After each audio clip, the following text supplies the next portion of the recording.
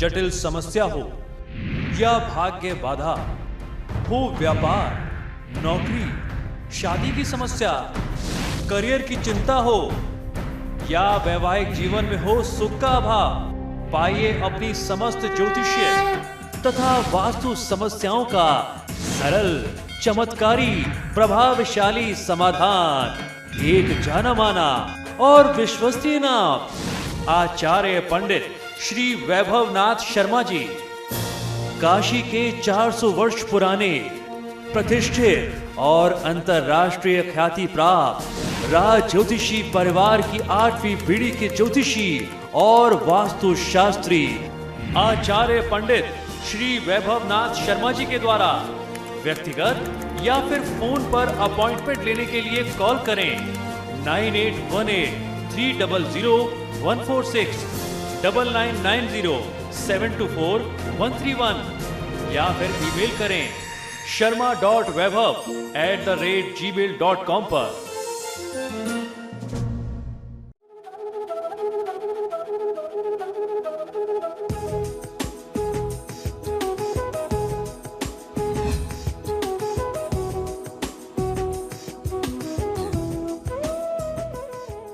नमस्कार, स्वागत है आपका आपके सितारे में। मैं हूं आपके साथ अमृता चौहान।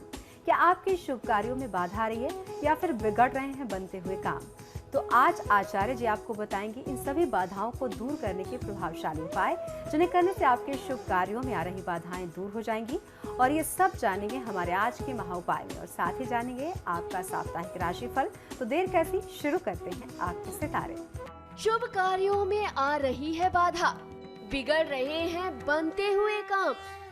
तो जानिए पंडित वैभवनाथ शर्मा से बाधाओं को दूर करने के प्रभावशाली उपाय।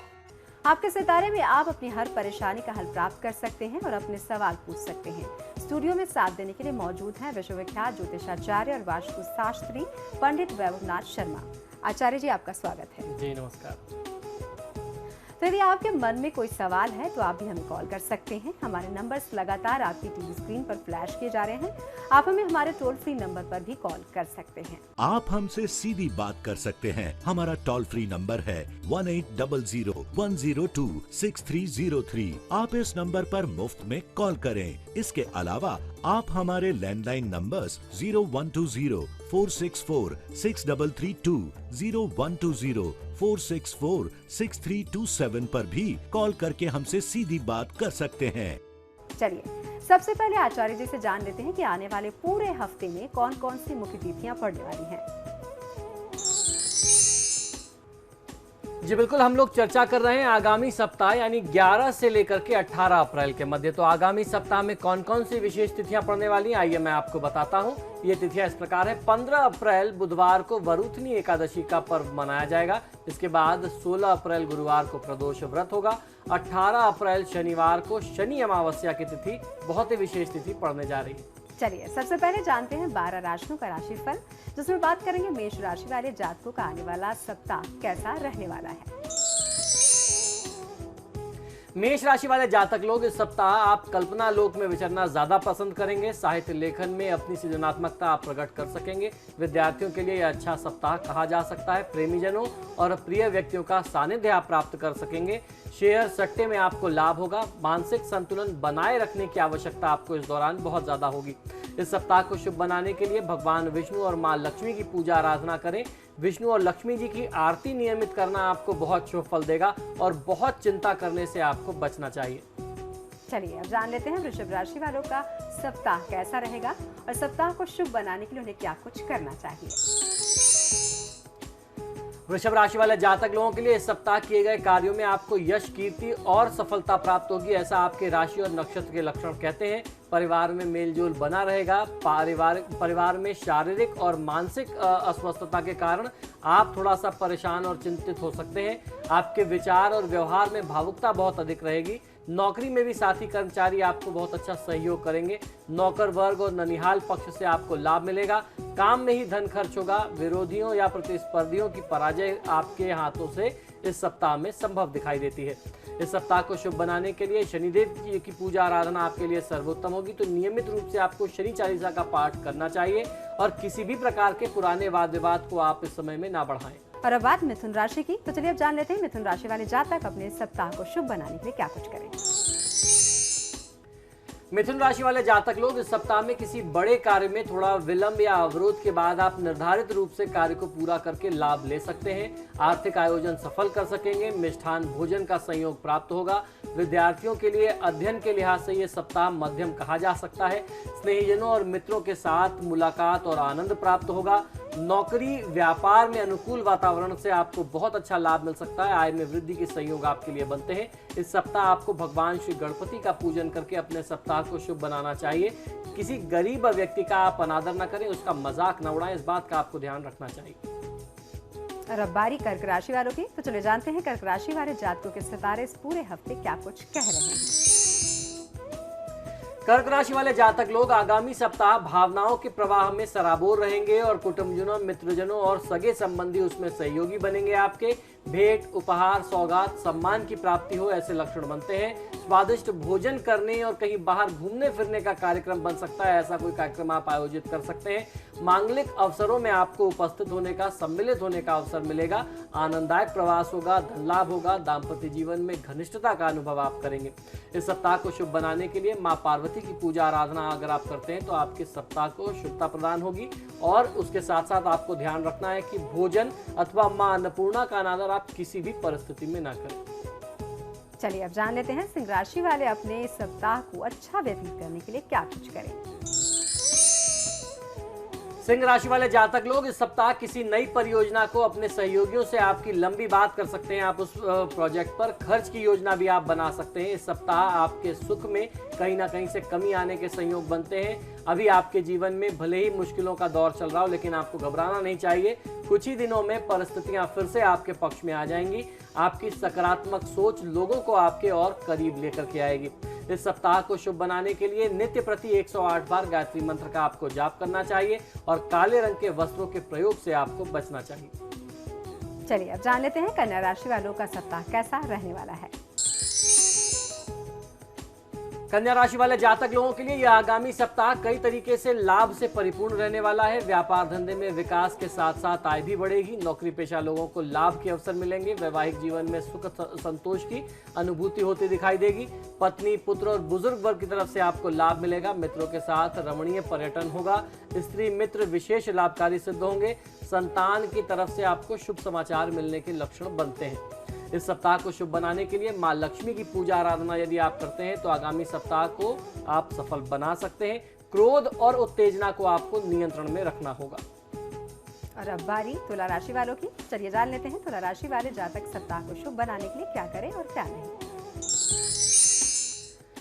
तुला राशि वाले जातक लोग परिवार में आनंद और उत्साह का वातावरण रहेगा। ऑफिस और नौकरी में आय वृद्धि के संयोग और पदोन्नति के संयोग आपके लिए बनेंगे। माताजी की तरफ से आपको लाभ मिलने वाला है। गृह सजावट का कार्य आप अपनी जिम्मेदारी में ले सकते हैं। ऑफिस में आपके सीनियर्स, आपके उच्चाधिकारी आपके काम से प्रभावित होकर के आपके कार्यशैली की सराहना करेंगे। सहकर्मियों का सहयोग आपको बहुत अच्छा मिलेगा, लेकिन आपको अपने स्वास्थ्य का ध्यान रखना होगा। शारीरिक स्वास्थ्य अगर आप प्रयास करें तो ठीक रख पाएंगे। इस सप्ताह को शुभ बनाने के लिए भगवान श्री विष्णु जी की पूजा आराधना आपको मनोवांछित सफलता दिला सकती है। किसी भी परिस्थिति में अपने गुरुजनों और अपने वरिष्ठजनों का आप अपमान न करें, ऐसा आपको विचार और व्यवहार रखना चाहिए। चलिए तो अब जान लेते हैं वृश्चिक राशि वाले जातकों की राशि इस हफ्ते क्या कुछ कह रही है। वृश्चिक राशि वाले जातक लोग इस सप्ताह हर एक विषय में नकारात्मक पहलुओं का अनुभव आप करेंगे। थकान और आलस्य के कारण स्फूर्ति का अभाव रहेगा। मन में गहरी चिंताएं आपको परेशान करेंगी, सताया करेंगी। नौकरी व्यवसाय में भी नाना प्रकार के अवरोध और विघ्न बार बार उत्पन्न होते रहेंगे। उच्च पदाधिकारियों के साथ वाद विवाद में न पड़ने की सलाह देता हूं। विदेश जाने के अवसर बनेंगे या विदेश में बसने वाले निकट संबंधियों से के आपको शुभ समाचार मिलेंगे। संतान के संबंध में कोई चिंता आपको परेशान कर सकती है।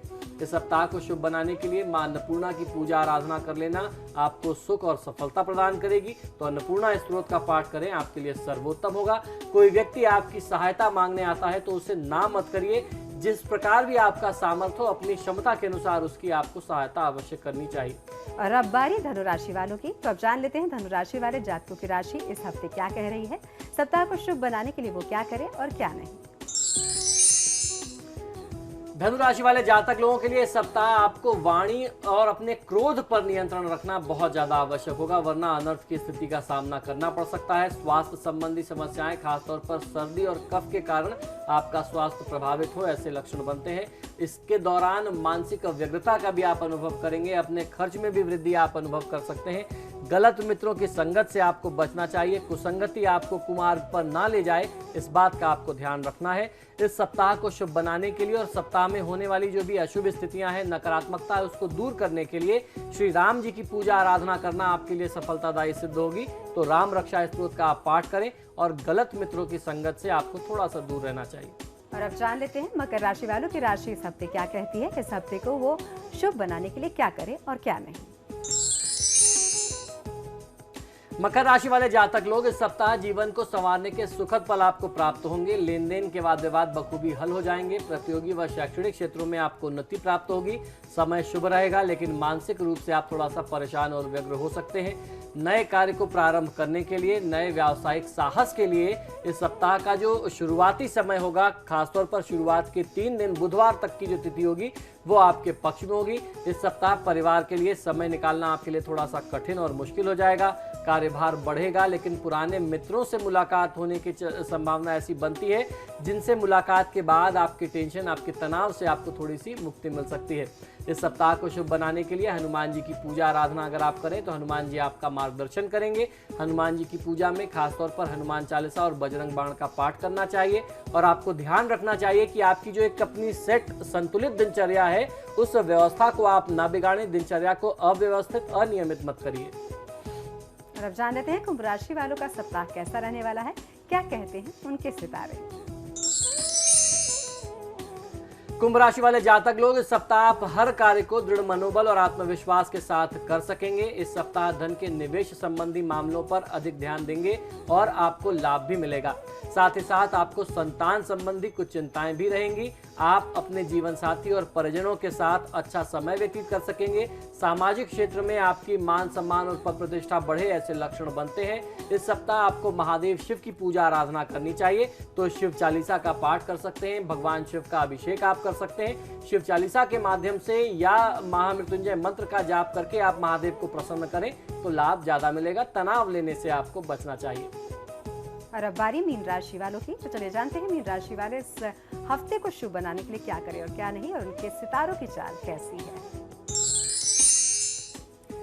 मीन राशि वाले जातक लोगों को माताजी के स्वास्थ्य की चिंताएं इस सप्ताह बहुत ज्यादा परेशान करेंगी, सताए करेंगी। अचल संपत्ति के मामले में कोई निर्णय इस समय में लेना आपके लिए ठीक नहीं होगा। मानसिक व्यग्रता और शारीरिक अस्वस्थता रहेगी। विद्यार्थियों के लिए समय उत्तम कहा जा सकता है। आपका स्वाभिमान भंग होगा। ऑफिस या बिजनेस में सावधानी बरतने की आवश्यकता व्यापारी वर्ग को बहुत ज्यादा रहेगी। इस सप्ताह आपको देवी दुर्गा की पूजा आराधना कर लेना बहुत अच्छा लाभ दे सकता है। दुर्गा चालीसा का पाठ करें और कार्य में किसी भी प्रकार की लापरवाही करने से आपको बचना चाहिए। तो फिलहाल रुकेंगे एक छोटे से ब्रेक के लिए, लेकिन आप बने रहिए हमारे साथ, क्योंकि ब्रेक के बाद आचार्य जी बताएंगे आज का महा उपाय।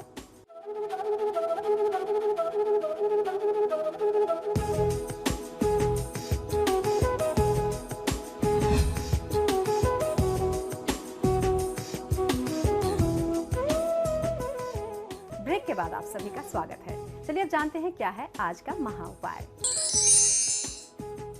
जी बिल्कुल, आज के महा उपाय में हम लोग जानने वाले हैं भगवान श्री गणेश को प्रसन्न करने के कुछ प्रभावशाली उपाय। इन उपायों से आपकी किस्मत बदल सकती है। तो आइए मैं आपको बताता हूं किस प्रकार आप भगवान गणेश को प्रसन्न करके अपने जीवन से, अपने घर परिवार से दुख और दारिद्र को दूर कर सकते हैं। आपको करना यह चाहिए कि प्रातः काल यानी रोज सुबह भगवान गणेश जी को श्वेत दूर्वा अर्पित करें। जो अगर आप ये पूजा करके अपने घर से बाहर जाते हैं तो आपके जीवन में, आपके काम में किसी भी प्रकार का विघ्न नहीं आएगा, इससे आपके कार्यों में कोई बाधा उत्पन्न नहीं होगी। दूर्वा घास होती है जो आमतौर पर उपलब्ध होती है। अगर आपके घर के आसपास ये दूर्वा आपको उपलब्ध नहीं हो पाती तो आप किसी भी फूल वाले को बोल करके उससे मंगा सकते हैं। बहुत आसानी से उपलब्ध ये दूर्वा घास बहुत आसानी से मिल जाती है। दूसरा उपाय है कि घर के मुख्य द्वार के ऊपर भगवान गणेश जी का चित्र या प्रतिमा आपको लगाना चाहिए। इससे धन लाभ होता है, ये पहला काम है। दूसरा काम, इसका दूसरा लाभ ये है कि घर में किसी भी प्रकार की नकारात्मकता, अशुभ ऊर्जा प्रवेश नहीं कर पाती। भगवान गणेश जो है उस किसी भी अशुभ चीज को दरवाजे पर ही रोक देते हैं। और भगवान गणेश की उत्पत्ति से जुड़ा हुआ हम लोगों ने बहुत सारी कथाएं सुनी हैं। भगवान गणेश का जन्म ही द्वारपाल के तौर पर हुआ था। मां पार्वती ने अपने स्नान से पूर्व एक पुत्र की आकृति मिट्टी से बनाई और उसकी प्राण प्रतिष्ठा की, और उनको सबसे पहला काम, सबसे पहली जिम्मेदारी ये सौंपी कि मैं स्नान करने जा रही हूं, कि कोई भी व्यक्ति आ जाए तो उसको आपको दरवाजे पर ही रोकना है। कोई भी अशुभ ऊर्जा आती है तो भगवान गणेश उसको रोक देते हैं। और भगवान गणेश जी का सामना ऐसे में महादेव से ही हो गया, जिसका खामियाजा भी उन्हें भुगतना पड़ा। तो भगवान गणेश की उत्पत्ति जो है, सबसे पहला कारण जो था भगवान गणेश के जन्म का, वह द्वारपाल के तौर पर हुआ। प्रथम पूज्य की उपाधि उपमा उनको शरीर रूप में आने के बाद में दी गई, जब सभी समस्त देवी देवताओं ने उनको आशीर्वाद दिए, उसके बाद उनको वो उपाधि मिली। इसके बाद गणपति जी को दूर्वा और मोतीचूर के लड्डू का भोग लगा करके श्री लक्ष्मी जी के चित्र के सामने आपको देसी घी का एक दीपक जलाना चाहिए। कभी भी धन का अभाव आपके जीवन में, आपके घर परिवार में, आपके व्यापार में नहीं होगा। आप अगर नौकरी पेशा है, आप व्यापारी वर्ग है, निरंतर आपको लाभ मिलता रहेगा।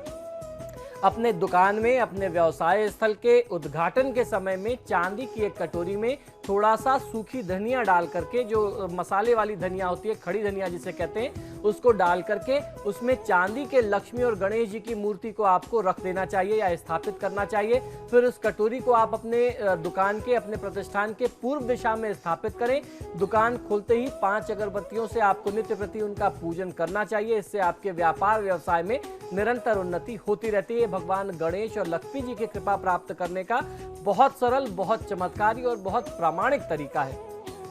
नित्य श्री गणेश जी की पूजा करके उनके सामने ओम गंग गणपतये नमः या ओम श्री गंग गणपतये नमः मंत्र का आप जाप करते हैं तो आपको बहुत अच्छा लाभ मिलता है। इस मंत्र का जाप करने से आप जीवन की किसी भी प्रकार की परीक्षा में उत्तीर्ण हो सकते हैं। विद्यार्थी वर्ग के लिए ये मंत्र मैं हमेशा बताता हूं, ओम गंग गणपतये नमः या ओम श्री गंग गणपतये नमः। इस मंत्र का विद्यार्थी वर्ग भी जाप करे तो बहुत अच्छा फायदा मिलता है। भगवान गणेश जो है विद्या और बुद्धि के भी देवता हैं।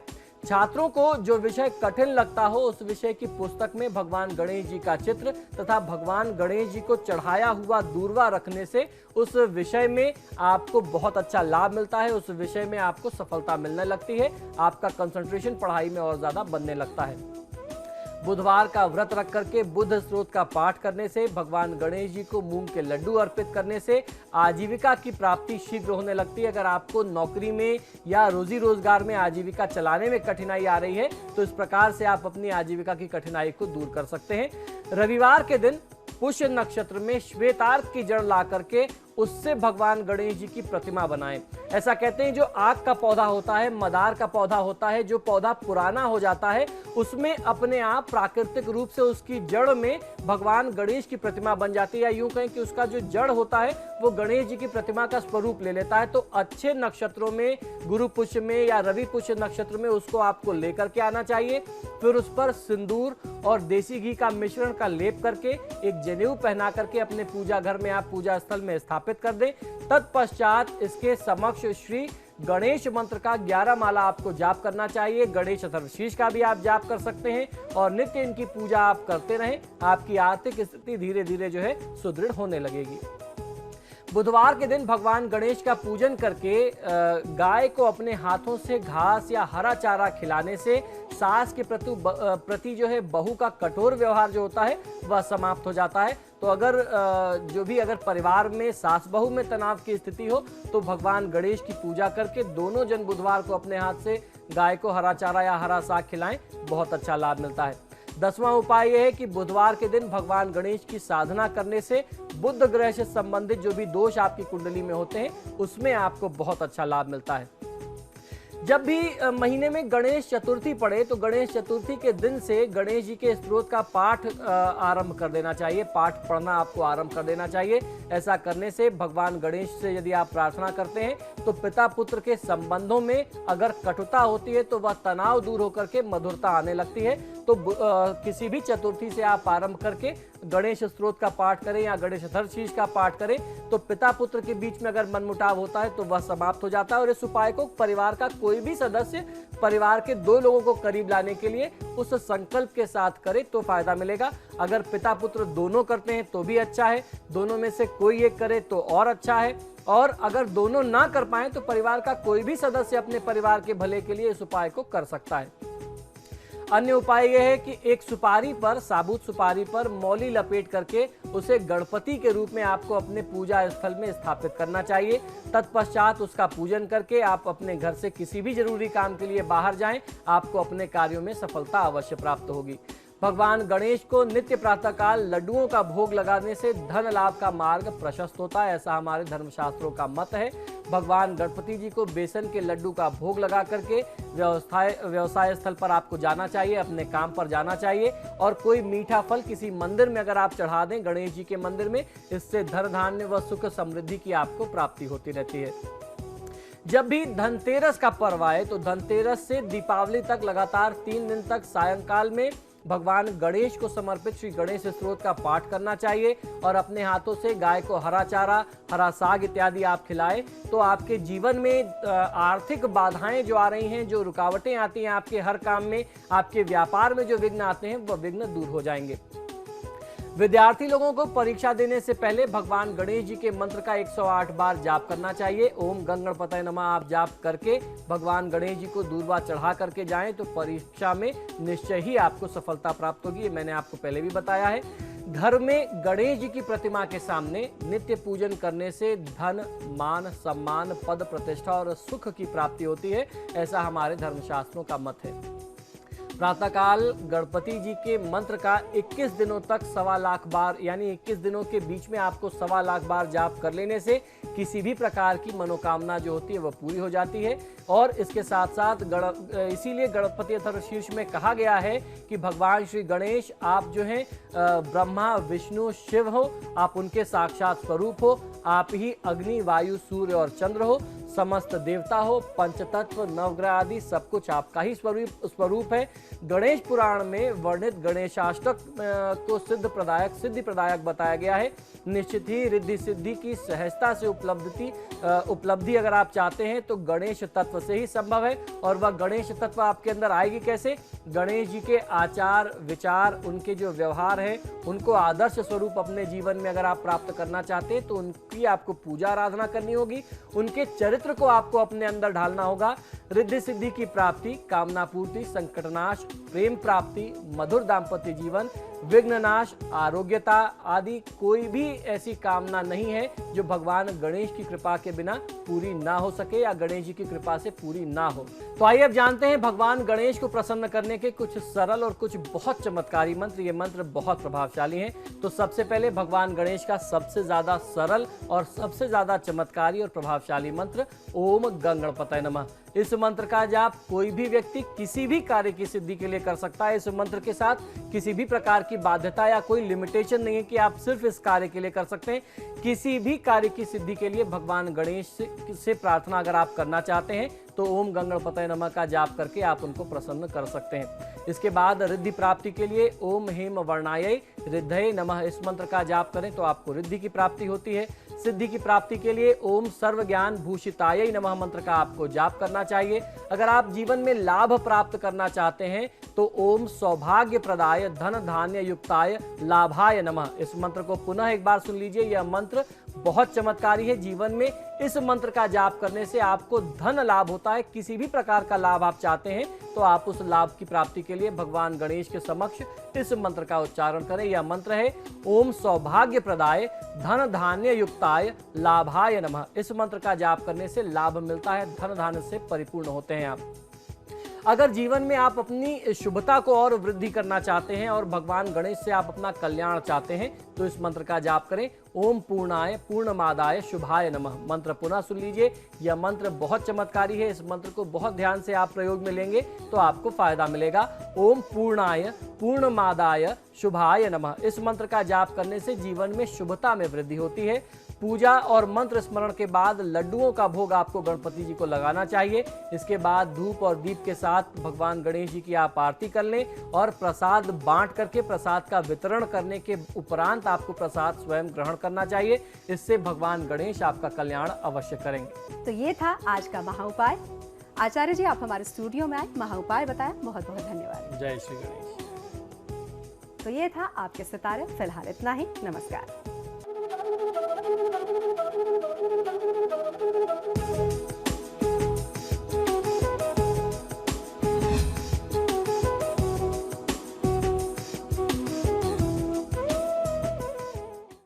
जटिल समस्या हो या भाग्य बाधा हो, व्यापार, नौकरी, शादी की समस्या, करियर की चिंता हो या वैवाहिक जीवन में हो सुख का अभाव, पाइए अपनी समस्त ज्योतिषीय तथा वास्तु समस्याओं का सरल, चमत्कारी, प्रभावशाली समाधान। एक जाना माना और विश्वसनीय नाम, आचार्य पंडित श्री वैभवनाथ शर्मा जी।